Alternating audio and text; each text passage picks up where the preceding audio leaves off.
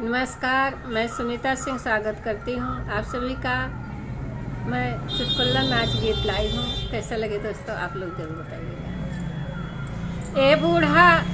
ए बूढ़ा बार कटवाइला, अब न आई जवानी। ए बूढ़ा बार कटवाइला, अब न आई जवानी। ए बूढ़ा बार कटवाइला, अब न आई जवानी। बालों जैसा बाल नहीं चोटी को दिल करता है, बालों जैसा बाल नहीं चोटी को दिल करता है। ए बूढ़ा रस्सी लटकाइला, अब न आई जवानी।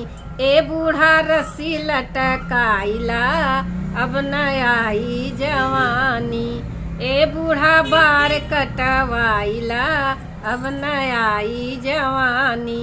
ए बूढ़ा बार कटवाइला, अब न आई जवानी। हाथों जैसा हाथ नहीं कंगन को दिल करता है, हाथों जैसा हाथ नहीं कंगन को दिल करता है। ए बूढ़ा चुल्ला लटकाइला, अब न आई जवानी। ए बूढ़ा चुल्ला लटकाइला, अब न आई जवानी। ए बूढ़ा बार कटवाइला, अब न आई जवानी।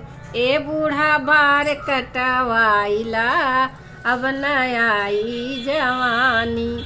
आँखों जैसा आँख नहीं काजल को दिल करता है, आँखों जैसा आँख नहीं काजल को दिल करता है। ए बूढ़ा करीखा लगाइला, अब न आई जवानी।